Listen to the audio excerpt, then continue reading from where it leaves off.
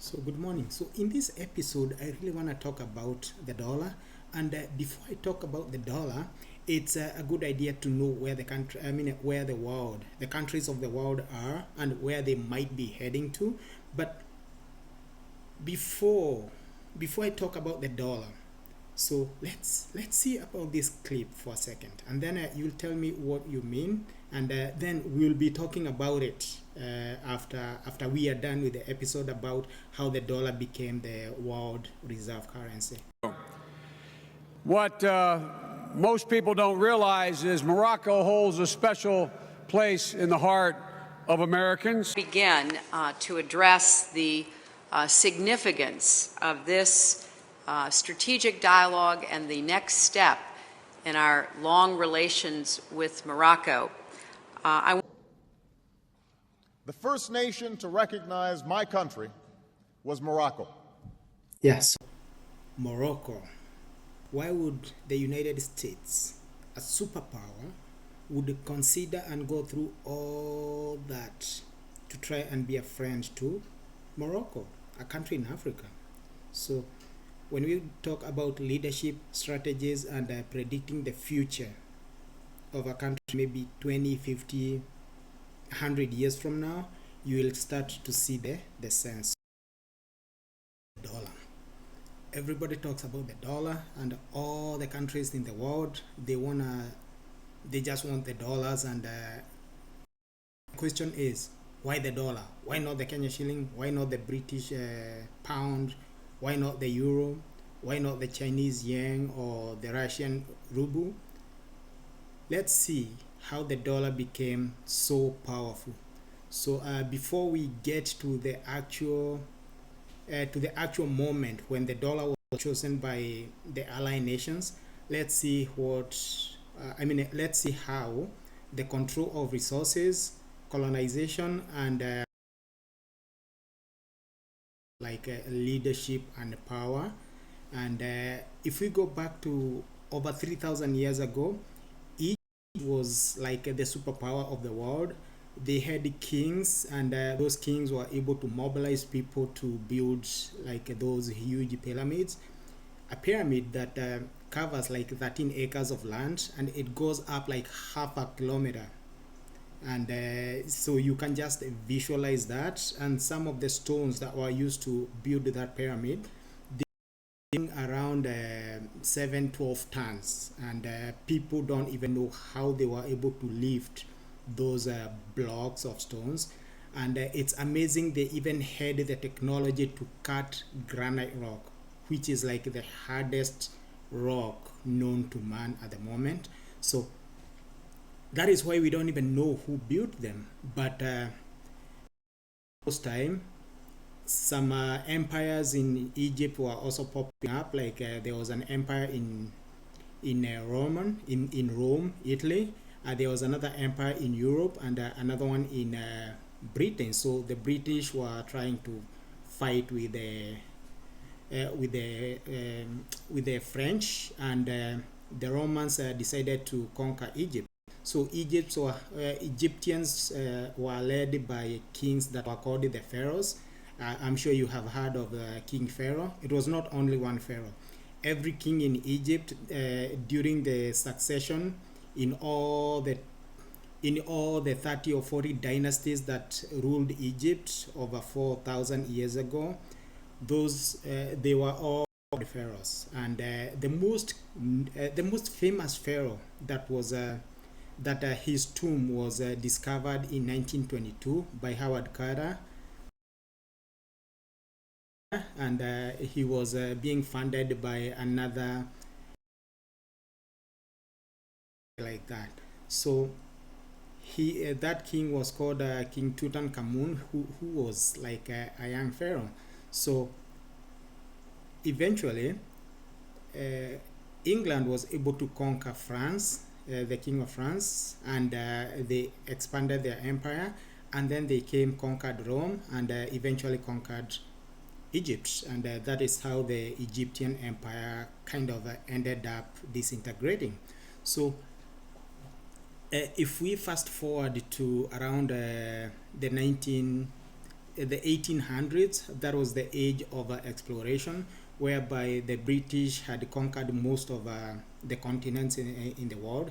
That was the age in which they were building like vessels that could traverse through the open oceans and conquer new lands. And they say they discovered America, they discovered Africa, and all the other continents and islands that are found on planet Earth. So after that, there was like a war against, a war against those powerful nations that were conquering others in order to control resources, because the more land you conquer, the more resources you will able to control, and the richer you and your country will become. So that is what they were doing. So fast forward to around the 1914, when World War One broke up. We had like a group of rich people that were building those large vessels. Like I know most of you have heard of the Titanic, which sank during its maiden voyage, and those guys were rich and they were able to develop their country, and they were able to venture into like multi-billion-dollar businesses. So America was actually built by some of those rich guys. So it was not the government that built America. So the government of America was able to like to put control on what should be done and what should not be done. And before it was able to gain that control, there was a lot of controversies, and I know you have heard of the civil wars, and some of build America include one guy like the Rockefeller. That guy was the one who started drilling for oil, and he eventually became very rich. We have J.P. Morgan. He was like a king of finance. He did the banking and stuff. We had others like there's this guy who was like a steel tycoon. We had another guy. We had Carnegie. Carnegie was the steel tycoon, and there was another guy that built the railway system. So those were the guys that built America. So during World War One, there was still that struggle in Europe to control more and more resources, and eventually, if we fast forward to 1918, when World War One ended, it ended after Britain was fighting with Germany, and it ended when America joined the war, because America had the power to mass produce, and they can produce just about anything. So any country that had the ability to produce and produce just about anything, even in the today's economy, for example China, they are the leaders, and whatever their money is worth is what they say. You don't tell them what their money is worth. It is them who decide what their money is worth, and the value of their money, it's in the international market, such that if you are still in China, whether they say their money is worth less, you will still be able to buy the same amount of goods that you are buying when the money was worth more, because the currency manipulation does not affect the internal economy, but it determines how much you'll be able to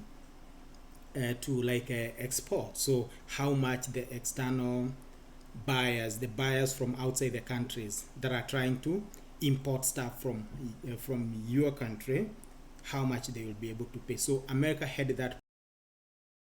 Unfortunately, in the 70s and 80s, the economy of America was not doing so well. So they decided, most of the manufacturers here in America, they decided to move all their manufacturing companies to China. And when they moved their manufacturing companies to China, that is how, because there was a lot of money in China, so they could get a cheap manpower in China.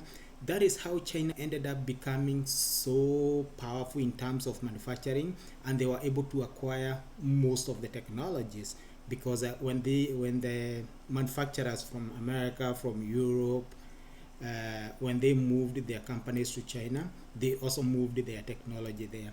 So we'll talk about what resulted after the World War One, and then when we get to World War Two, when the World War ended, after the United States made the first atomic bomb and dropped it in Hiroshima and another one in Nagasaki, then the countries of the world, we will see what they decided to do about the global finance, and we will see what was used before World War One in terms of performing cross-border